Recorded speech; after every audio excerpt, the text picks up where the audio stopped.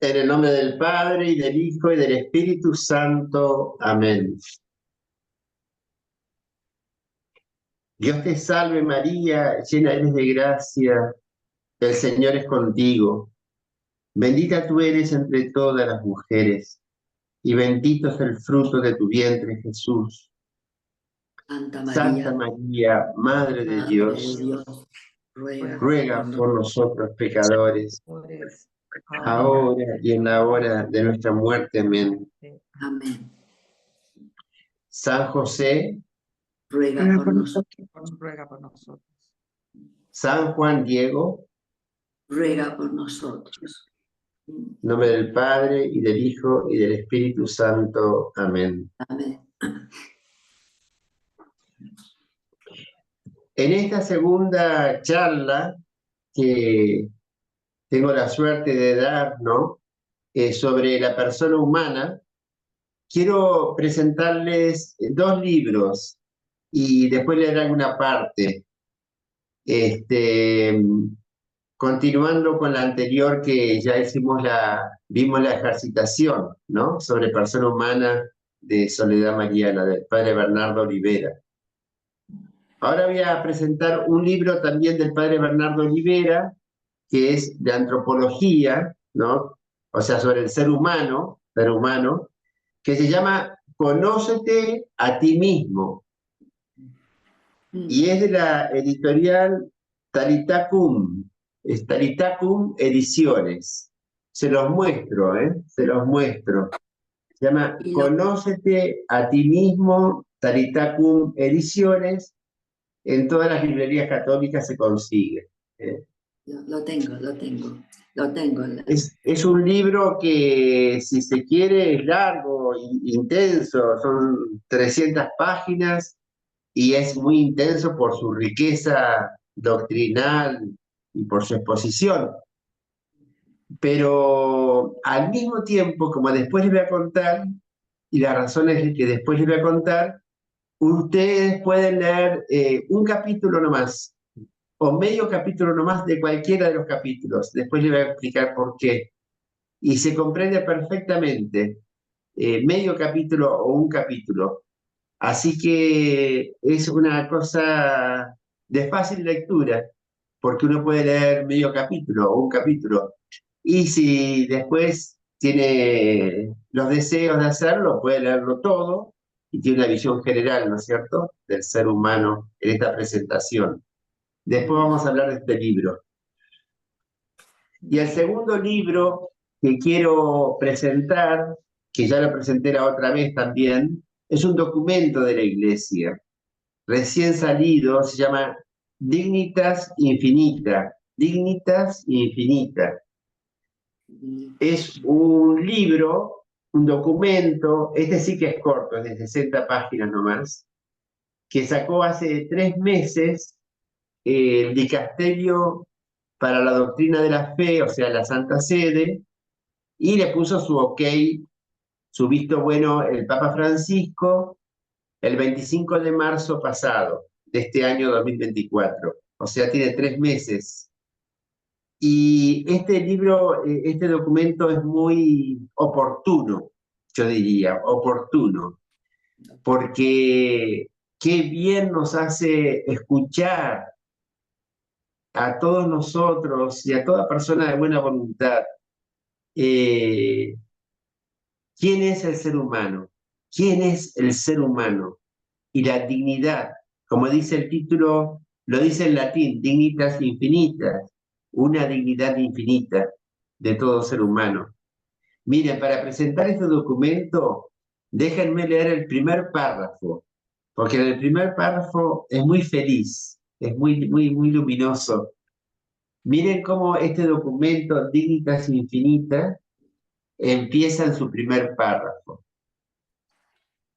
Una dignidad infinita que se fundamenta inalienablemente en su propio ser, le corresponde a cada persona humana, más allá de toda circunstancia y en cualquier estado o situación en que se encuentre. Este principio plenamente reconocible, incluso por la sola razón, fundamenta la primacía de la persona humana y la protección de sus derechos. La Iglesia, a la luz de la revelación, reafirma y confirma absolutamente esta dignidad ontológica de la persona humana, creada a imagen y semejanza de Dios y redimida en Cristo Jesús. De esta verdad extrae las razones de su compromiso con los que son más débiles y menos capacitados, insistiendo siempre sobre el primado de la persona humana y la defensa de su dignidad más allá de toda circunstancia. Es el primer párrafo. Yo digo, qué oportuno que la Iglesia una vez más, a lo largo de los siglos, ¿no? Una vez más, ponga sobre la mesa la luz sobre quién es el ser humano, cada ser humano. Entonces, a la luz de la revelación, ¿no? De la Biblia, de la tradición, de la Iglesia, y también del magisterio, ¿no? Contemporáneo, este documento nos habla sobre la riqueza del ser humano y pone luz. ¿Quién es el ser humano? Y bueno, así se desarrolla este documento, ¿no? Con algo que son cosas conocidas, pero muy actualizadas. Y en el último capítulo, que es el cuarto capítulo, este documento se hace denuncias y habla sobre algunas violaciones graves de la dignidad humana. Así como al principio presenta la dignidad del ser humano, luego en el último capítulo hace una lista de 13 denuncias graves de violaciones hacia la dignidad humana en el mundo contemporáneo, en el mundo contemporáneo. Simplemente se las voy a leer. Estas violaciones graves de la dignidad humana son las siguientes: el drama de la pobreza, la guerra, el trabajo de los emigrantes, la trata de personas, los abusos sexuales, las violencias contra las mujeres,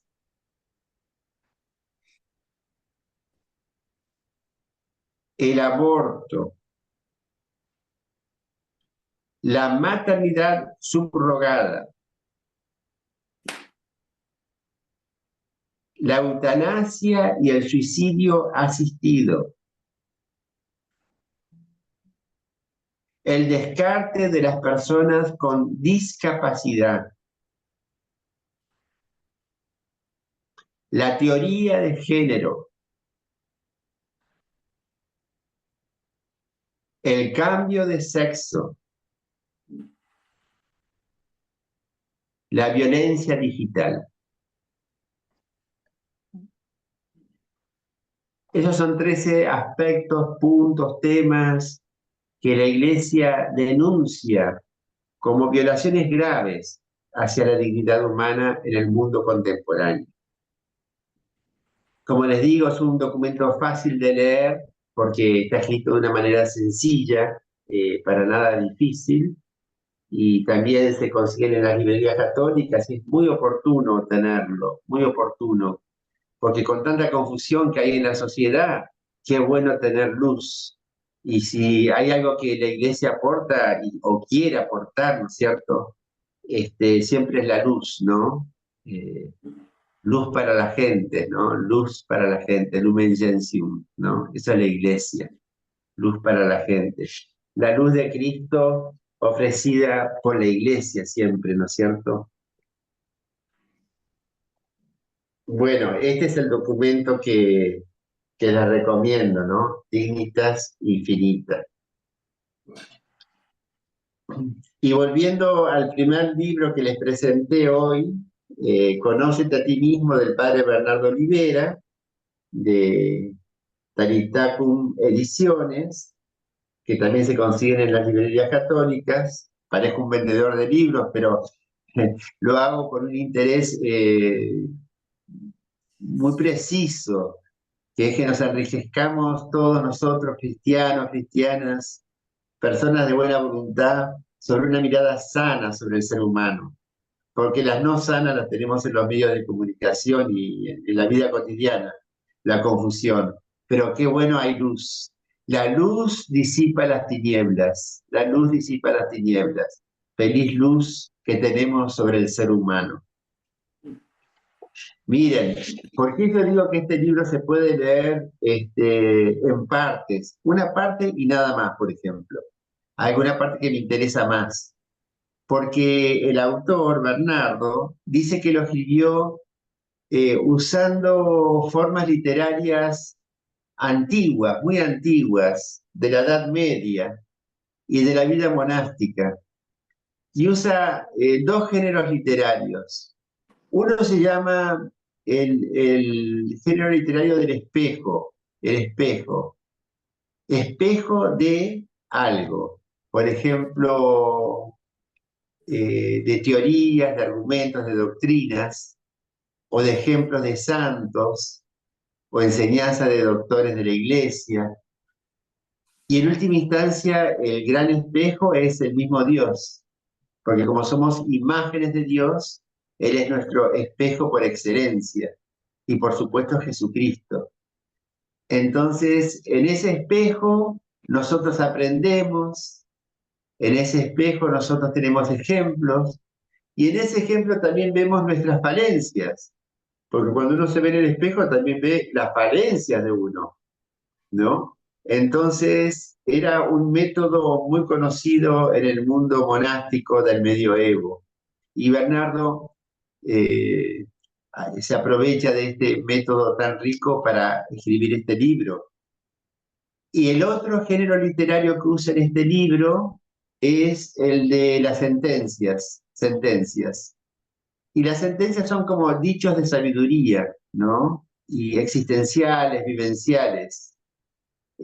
A veces no son tan ricos en la parte literaria, en la gramática literaria, o no son tan racionales, analíticos, sino van más como flechas al corazón o a la intuición, ¿no? Son más dichos y son más existenciales, ¿no? Las sentencias, pero están llenas de luz. Uno las lee más con el corazón que con la mente. Están llenas de luz y de sabiduría. Por eso es fácil de leer este libro, porque uno puede tomar alguno de los temas que le interesa y ya con eso quedarse nomás. No hace falta leer todo el libro. Y si alguno quiere leer todo el libro, va a tener una visión muy amplia del ser humano.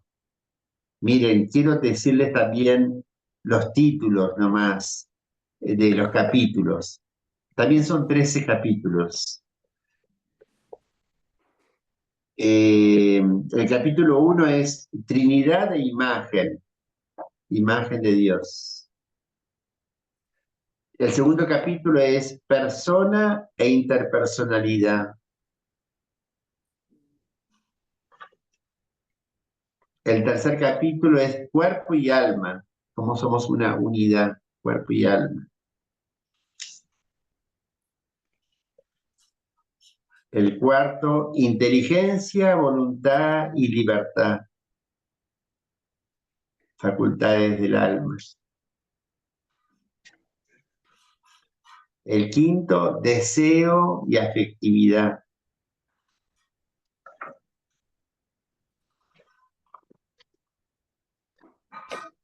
El sexto, sexualidad, sexo y género.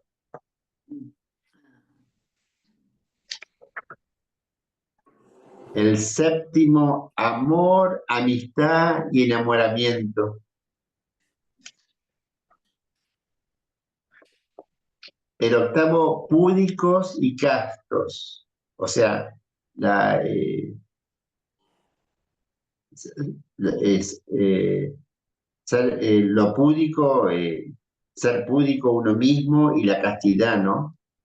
El respeto por uno mismo y la castidad como orden en el amor ordenado, ¿no? El noveno es célibes y casados, siempre complementando, ¿no? Uniendo, célibes y casados.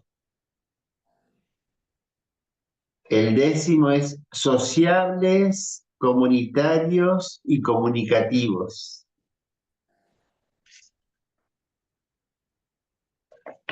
El onceavo es cultos y religiosos, cultos como cultura, ¿no? Parte de una cultura, de una manera de ser de un pueblo, ¿no? Cultura y religión, cultos y religiosos. El doceavo, trascendentes y místicos, el ser humano. Y el séptimo, el 13, perdón, experiencia, ¿no? Cada uno tiene su experiencia contextualizada por la cultura, la vida, la historia personal, etc. Experiencia. Bueno, esos son los títulos que quería decirles. Y subrayé algunos párrafos que me gustaría compartir con ustedes, ¿no? Algunos párrafos nomás de este libro de Bernardo. Cuando habla de imagen, el ser humano que es imagen y semejanza de Dios, como dice Génesis capítulo 1 y 2 en la creación, ¿no? Somos imágenes y semejanza de Dios. En toda la creación visible somos imágenes de Dios, el ser humano, solo el ser humano. Debe leer algunos párrafos. La concepción bíblica del ser humano, creado como imagen de Dios, implica dos realidades complementarias entre sí. Dos realidades. En primer lugar, el ser humano es en su totalidad el que ha sido creado como imagen de Dios. Es decir, la dimensión espiritual está íntimamente asociada a la dimensión física, social, cultural e histórica del ser humano. Queda pues excluida cualquier interpretación que haga residir la imagen en uno u otro aspecto de la naturaleza humana o en alguna de sus cualidades o funciones. O sea, todo el ser humano es imagen de Dios. Físico, relaciones, todo el ser humano es imagen de Dios. No solo el alma, sino todo el ser humano, encarnado y uno en relación. Esa es la imagen de Dios. En segundo lugar, el ser humano no ha sido creado como un individuo aislado, sino que ha sido creado como varón y mujer en relación recíproca. El varón y la mujer existen sobre todo en relación con Dios y luego entre ellos y con los otros seres humanos y con la creación entera.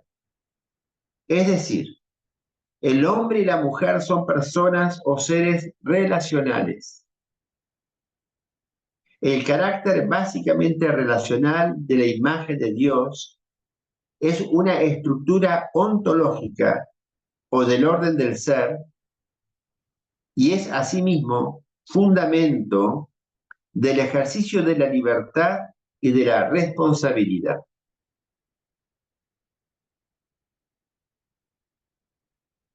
Bueno, estos dos aspectos, ¿no es cierto?, de la imagen de Dios, que es el ser humano. He tomado párrafos con toda la libertad con que presenté el libro. para mostrar cómo uno puede leer distintos párrafos. Son independientes de alguna manera.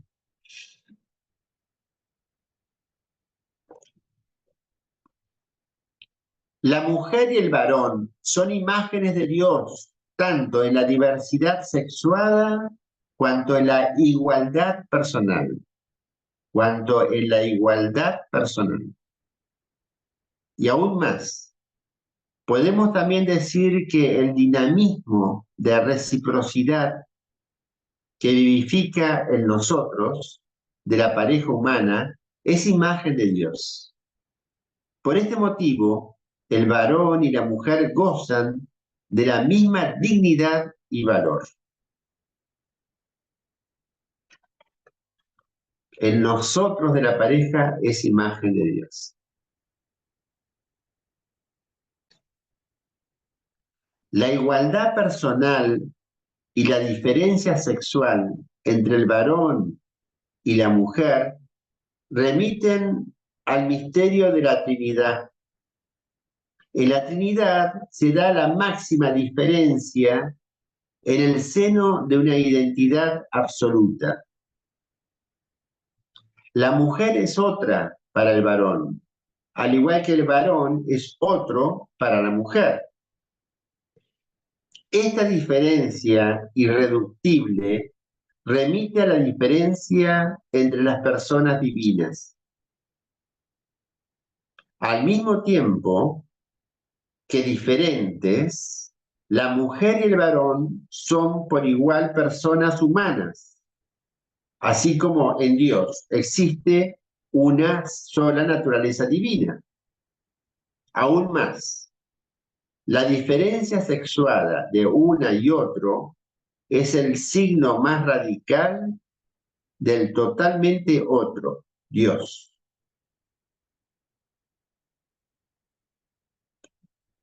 Diversos e iguales. La integración interior y exterior de la mujer parece ser mayor que la del varón. En este se distinguen más fácilmente las distintas facultades interiores y su mundo de relaciones. Esto podría llevar a decir que la mujer representa mejor la unidad de la naturaleza divina, mientras que el varón reflejaría mejor la trinidad de personas. Y siempre es verdad que a mayor integración interior, mayor hondura y capacidad de relación.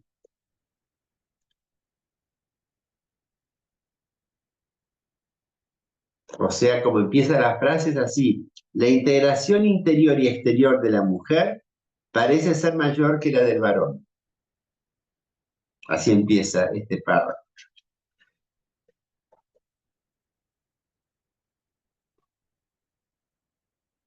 Otras frases. La imagen de Dios en el ser humano es una imagen de amistad y esponsalidad, pues revela la comunión de personas. Los seres humanos hemos sido creados por amor y para amar, para acoger y donarnos. La esponsalidad como actitud, como forma de ser para el otro, en mutua reciprocidad, está inscrita en la misma imagen y semejanza que somos de Dios. Por eso, la experiencia esponsal puede manifestar analógicamente la experiencia esponsal intratrinitaria y la experiencia esponsal entre Dios y la criatura humana. La experiencia esponsal entre el varón y mujer refiere a la experiencia esponsal intratrinitaria entre las personas divinas. y también entre la relación de Dios con la criatura, con el ser humano.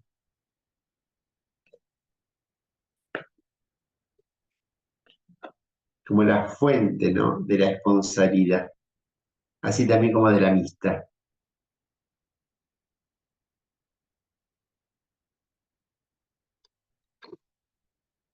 Otro párrafo pequeño. Relación y comunión, persona y amor, amistad y responsabilidad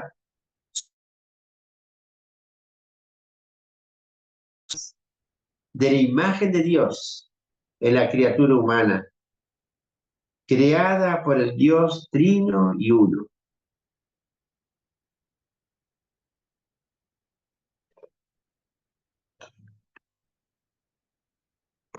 En definitiva,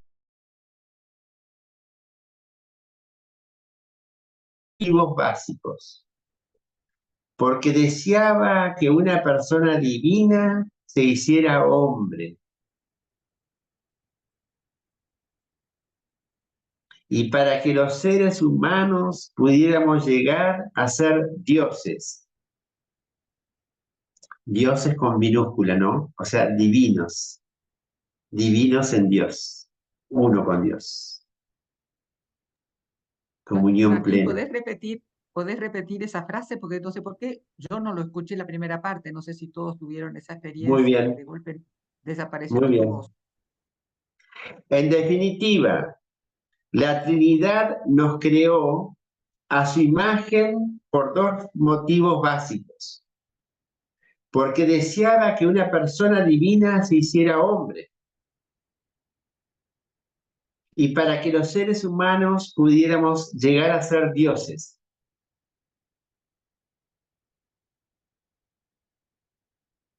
Para eso nos creó imágenes suyas. Es la mirada de Dios.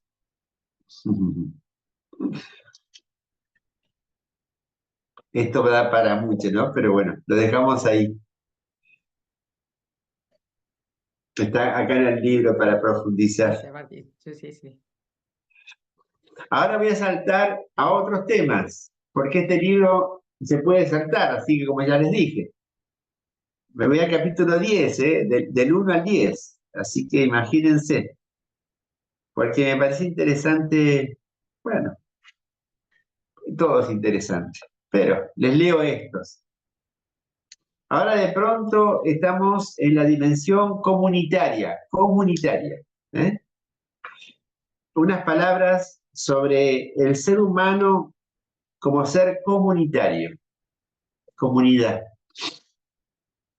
Les voy a leer dos párrafos nomás.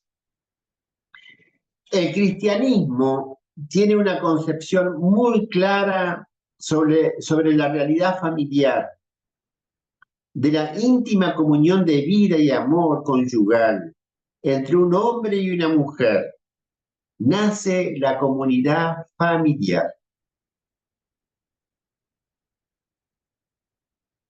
Efectivamente, la familia es una comunidad de personas para quienes el modo de vivir y de existir es la comunión. Y en cuanto a comunidad de personas, la familia es la primera sociedad humana, una institución básica para la vida de cualquier sociedad.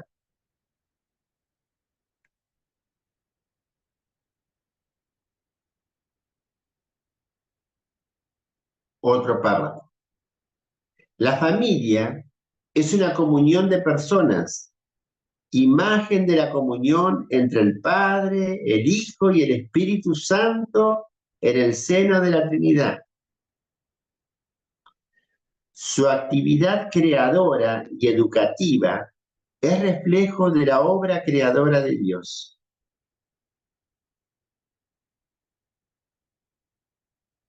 En cuanto a comunidad de fe, esperanza y caridad, puede y debe ser llamada iglesia doméstica. La familia es imagen de Dios.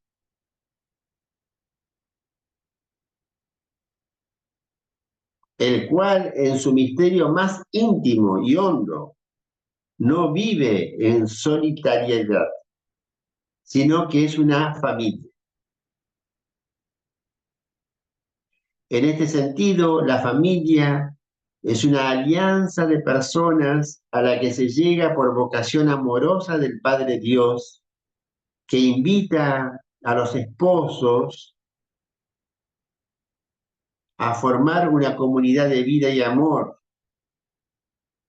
cuyo modelo es el amor de Cristo y su iglesia.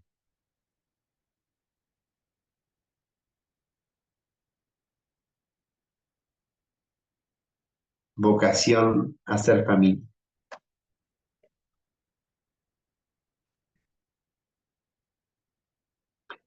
Son dos palabras sobre la vida comunitaria del ser humano. Ahora salto a otro, que es cultura y religión, o cultos y religiosos. Otra dimensión del ser humano. Pasamos de la comunidad a la cultura. La cultura es algo propio del ser humano. Solo el ser humano cultiva sus relaciones en una triple dimensión: con Dios, religión, culto; con los hombres, lengua, sociabilidad, política; y con la creación, economía, trabajo, técnica, arte. Por eso, en sentido antropológico, con la palabra cultura se indica el modo particular como en un pueblo los hombres cultivan su relación con Dios, entre ellos mismos y con la naturaleza.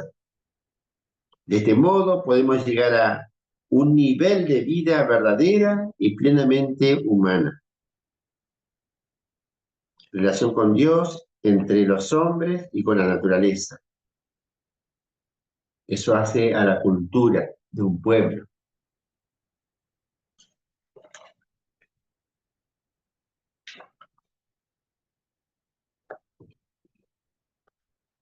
Existe un vínculo intrínseco entre la religión y la cultura. Aún más, lo esencial de la cultura, su raíz, está constituido por la actitud con que un pueblo afirma o niega una vinculación religiosa con Dios, es decir, los valores religiosos. En efecto, la religión tiene que ver con el sentido último de la existencia. Ella ofrece respuestas a las preguntas básicas y existenciales. En este sentido, la religión inspira todas las otras dimensiones de la cultura, abriéndolos a lo trascendente. Y lo que es válido para la religión es aún más válido para la mística, dado que ella es su experiencia originante. Y lo que es válido para la religión es aún más válido para la mística, dado que ella es su experiencia originante.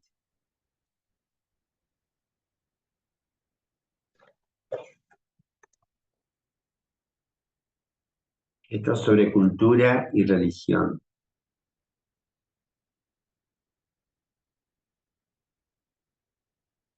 Otro salto en el libro. Estamos en el capítulo 12, trascendentes y místicos. Todo esto para mostrar la infinita riqueza del ser humano.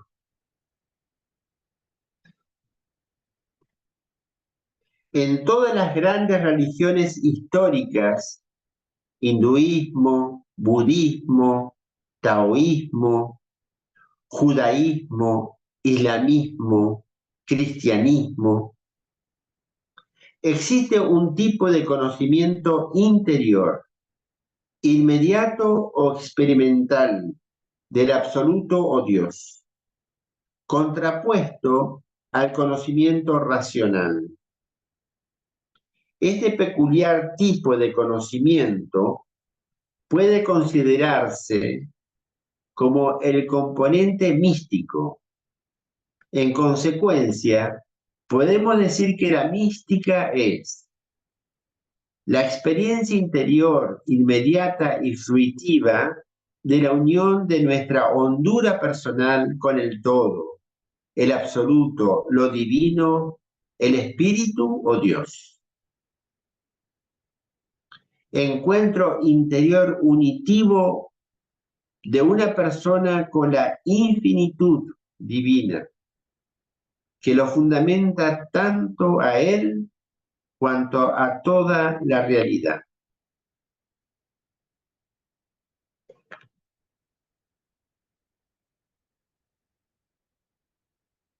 Esto se da en todas las religiones. El origen de la mística cristiana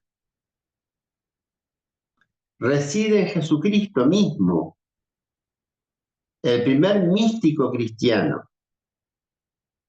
Su experiencia en el Tabor, en Getsemaní, en el Calvario y sobre todo en su propia resurrección, tendría mucho que enseñarnos sobre el sentido de la experiencia mística. Nuestro Maestro, Jesús, místico por excelencia.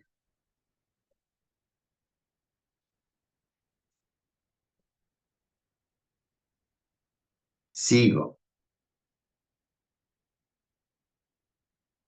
El místico y la mística no son extraterrestres o supercristianos. Son y serán siempre creyentes en Cristo. Como todo creyente, viven insertos en la historia salvífica que alcanza su cumbre en Jesucristo. Se alimentan de la palabra revelada y de los sacramentos en el seno de la comunidad creyente o iglesia. Los místicos se viven como interlocutores de Dios en el contexto de la alianza. O sea, todos estamos llamados a ser místicos y místicas, a entrar en el misterio y vivir el misterio que es Cristo, que es Cristo.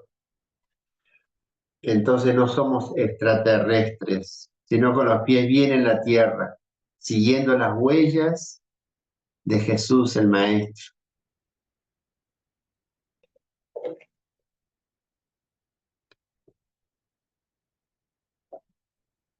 Otro punto.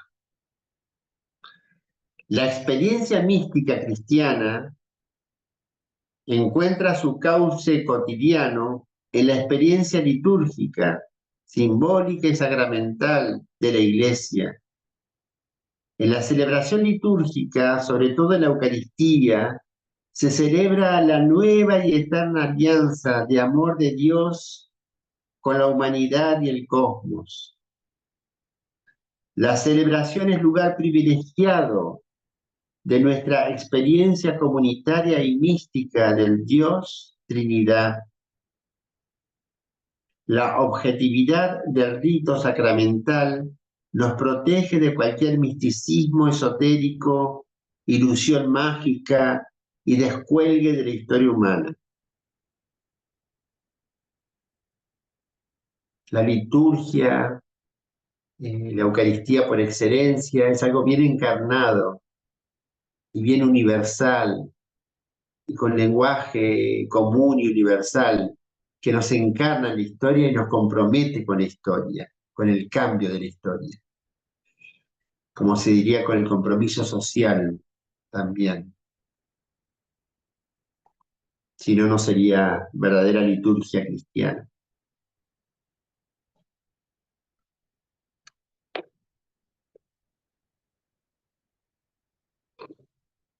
La mística esponsal, característica de los grandes autores cistercienses de la época áurea, siglo XII, XIII, se refiere habitualmente a Jesucristo o Verbo encarnado. Pero no debemos olvidar que la esponsabilidad encuentra su fuente en la perijóresis trinitaria, es decir, en ese rodearse con penetrativo, que evoca la danza y el deseo recíproco entre el varón y la mujer. Esto nos permite decir que la primera reflexión cristiana sobre el misterio de la Trinidad no era ajeno al símbolo esponsal, un amor, un amado y un amante.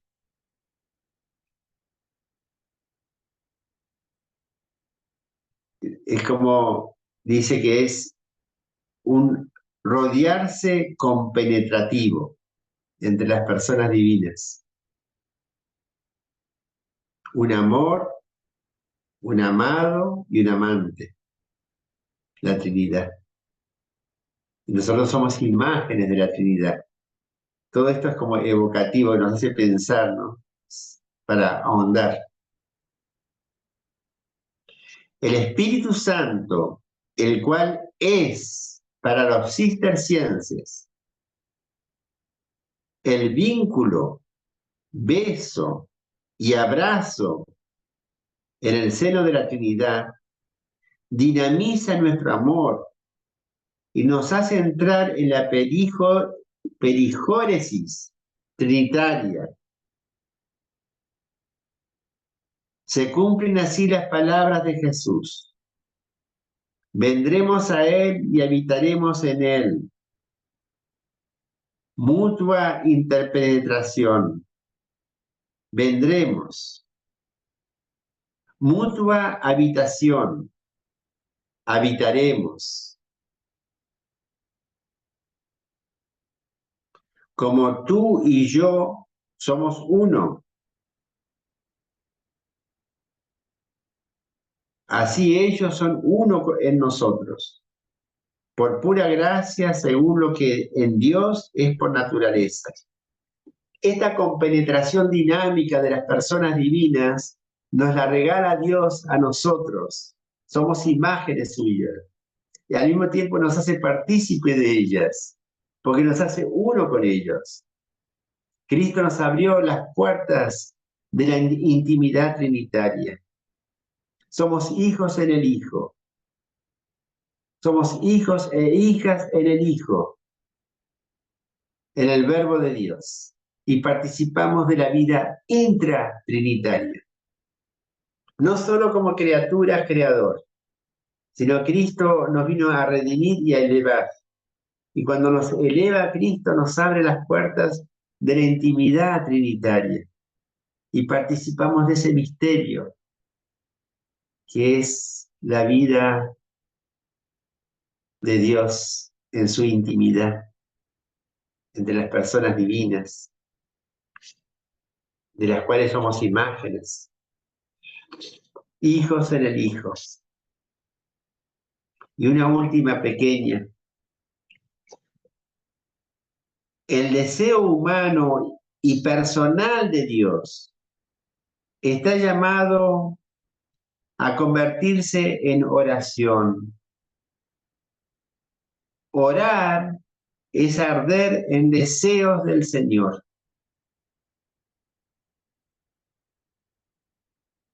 Él responde dilatando hacia Él nuestro corazón a fin de acogerlo. Una vida orante es una purificación y constante ejercitación en el deseo. deseos de Dios, de ser uno y plenitud con Dios.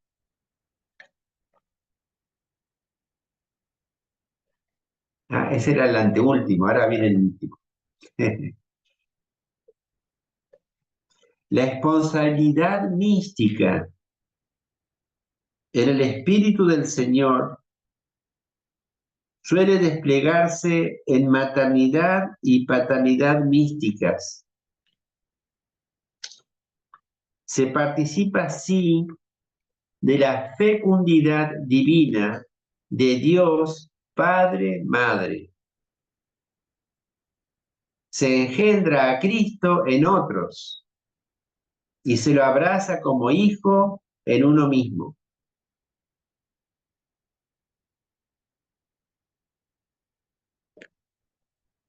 Participamos de la paternidad y la maternidad de Dios, en nosotros y en los otros.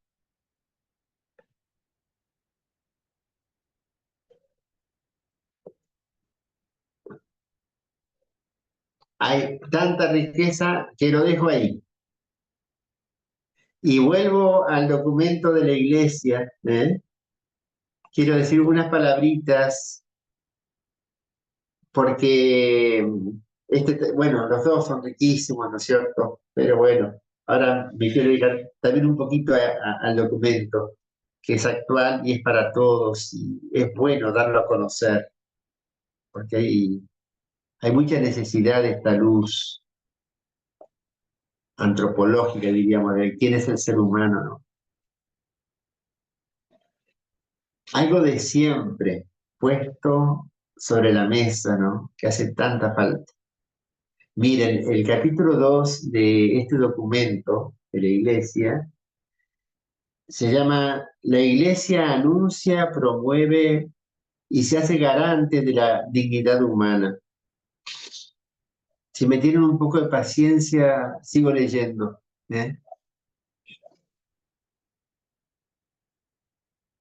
La Iglesia proclama la igual dignidad de todos los seres humanos, independientemente de su condición de vida o de su caridad. Este anuncio se apoya sobre una triple convicción, que a la luz de la fe cristiana confiere un valor inconmensurable a la dignidad humana y refuerza sus exigencias intrínsecas. Una imagen de Dios indeleble.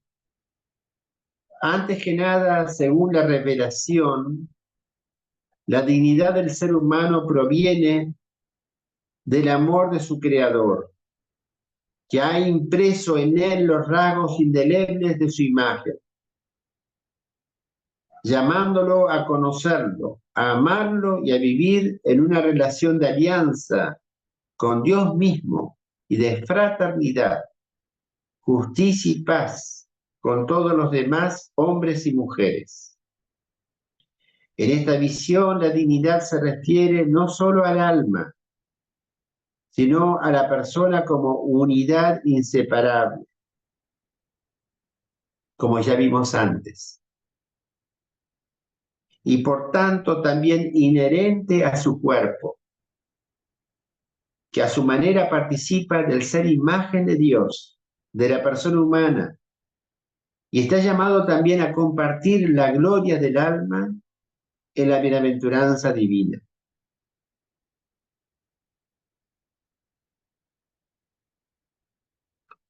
Cristo eleva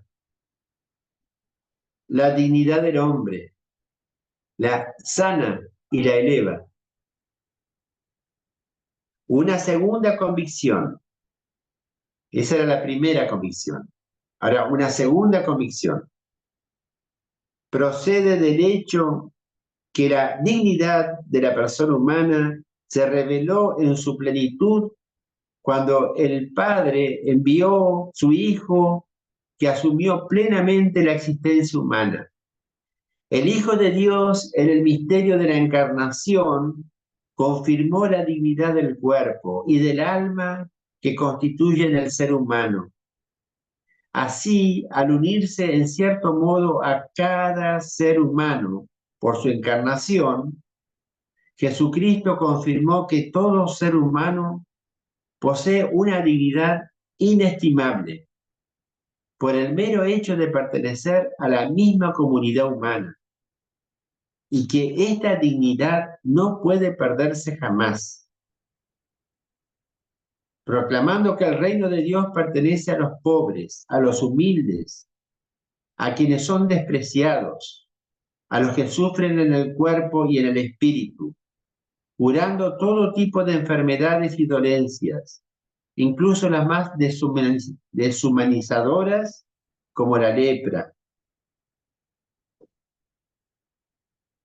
afirmando que lo que se hace a estas personas se le hace a Él, porque Él está presente en estas personas.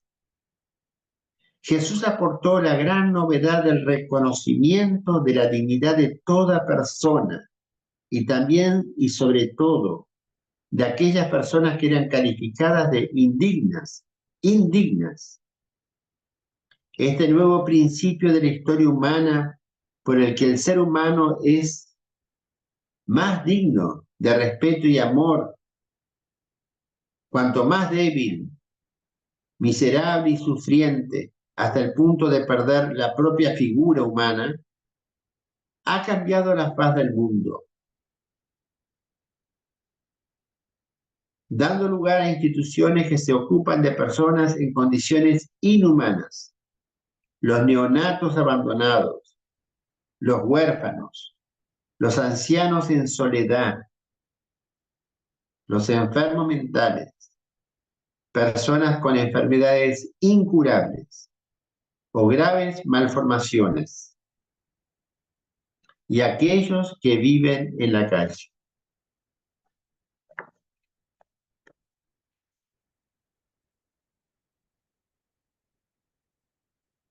Una vocación a la plenitud de la dignidad. La tercera convicción se refiere al destino último del ser humano. Tras la creación y la encarnación, la resurrección de Cristo nos revela un ulterior aspecto de la dignidad humana. En efecto, la razón más alta de la dignidad humana consiste en la vocación del hombre a la unión con Dios, destinada a durar por siempre. De este modo, la dignidad de la vida humana no solo está ligada a sus orígenes, a su procedencia divina, sino también a su fin, a su destino, de comunión con Dios en su conocimiento y amor. A la luz de esta verdad, San Ireneo precisa y completa su exaltación del hombre. El hombre que vive es gloria de Dios. Para la vida del hombre pero la vida del hombre consiste en la visión de Dios. La vida del hombre consiste en la visión de Dios. A eso estamos llamados, para siempre, siempre.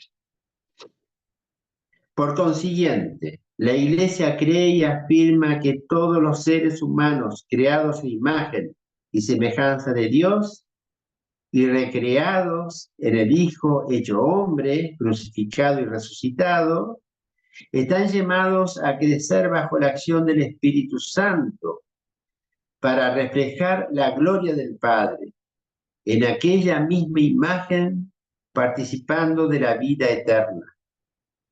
En efecto, la revelación manifiesta la dignidad de la persona humana en toda su amplitud.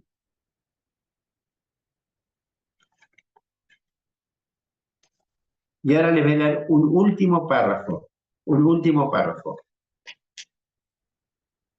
que sigue a esto, a estas tres convicciones, y es un compromiso con la propia libertad, frente a esto que nos presenta, estas verdades, ¿no?, sobre nuestra dignidad y nuestro llamado a la vida eterna, ¿no?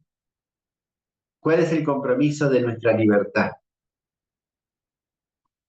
Aunque cada ser humano posee una dignidad inalienable e intrínseca desde el principio de su existencia como don irrevocable, depende de su decisión libre y responsable expresarla y manifestarla en plenitud o empañarla. Algunos padres de la Iglesia, como San Ireneo o San Juan Damasceno, establecieron una distinción entre la imagen y la semejanza de las que habla el Génesis, permitiendo así una visión dinámica de la propia dignidad humana. La imagen de Dios se confía a la libertad del ser humano para que, bajo la guía y la acción del Espíritu, crezca su semejanza con Dios y cada persona alcance su máxima dignidad. Cada persona está llamada a manifestar en el plano existencial y moral el horizonte ontológico de su dignidad, en la medida en que con su propia libertad se orienta hacia el verdadero bien, como respuesta al amor de Dios. Así, en la medida en que ha sido creada a imagen de Dios, por una parte la persona humana nunca pierde su dignidad y nunca deja de estar llamada a abrazar libremente el bien.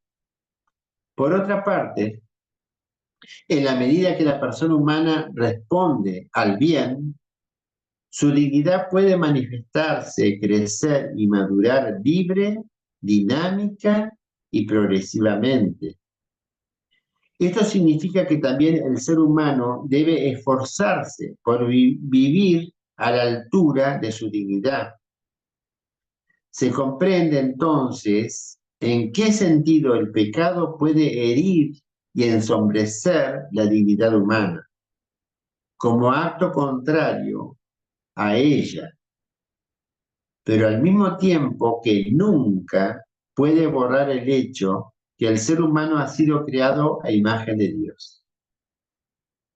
La fe, por lo tanto, contribuye decididamente a ayudar a la razón en su percepción de la dignidad humana y a acoger, consolidar y clarificar sus rasgos esenciales.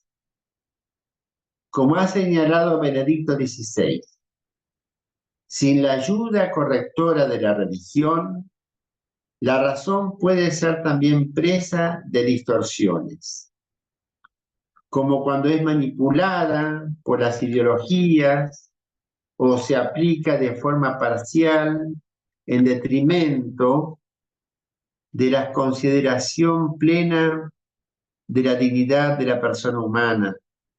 Después de todo, dicho abuso de la razón fue lo que provocó la trata de esclavos en primer lugar y otros muchos males sociales, en particular la difusión de las ideologías totalitarias del siglo XX.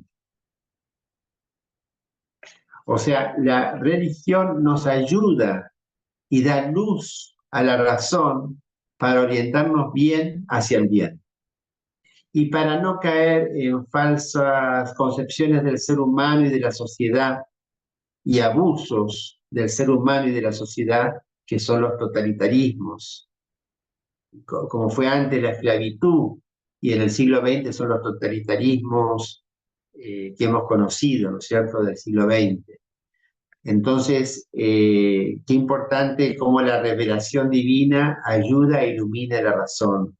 Si bien la razón tiene su espacio y su valor inmenso, también es ayudada por la revelación divina, por la fe. Siempre fe y razón van unidas, unidas. Enseñanza muy fuerte en Benedicto XVI. Bueno, así vamos terminando porque la hora me lo exige. Si no, leería otras partes súper interesantes. Bueno, con alegría hemos presentado este libro y este documento de la iglesia, ¿no es cierto? Para ser puntuales voy a rezar un gloria a Dios, dándole gracias a Dios, y vamos a pedirle a Él su bendición. Gloria al Padre, y al Hijo, y al Espíritu Santo, como era en el principio, ahora y siempre, por los siglos de los siglos. Amén. Amén. Que el Señor nos bendiga y nos guarde siempre en su paz y en su luz, en el nombre del Padre, y del Hijo, y del Espíritu Santo. Amén. Gracias. Gracias, Martín. Bueno. Gracias. Martín, Muchas ¿la gracias. seguimos? ¿La seguimos el otro miércoles o no? ¿O No, hacemos esta ya fue mi última. Bueno. Después, para más adelante, les quiero contar de otros temas. para Pero esta fue agosto? Con Bueno, este necesitamos un mes para ir digiriéndolo, te aviso. Sí, Bueno, para ir no. leyendo, sí. Bueno, después más adelante les prometo otro tema que tengo preparado. Dale, Bueno, para buenísimo. agosto. buenísimo. ¿Eh? Gracias, Bueno, Martín. Bueno, un gusto, Bueno. una alegría. Muchas gracias. Tengo que apagar yo, Ahora me parece. Chao, Telma. Chao, querida Chao, Grace. Chao, chao. chicas. Adiós. Chao,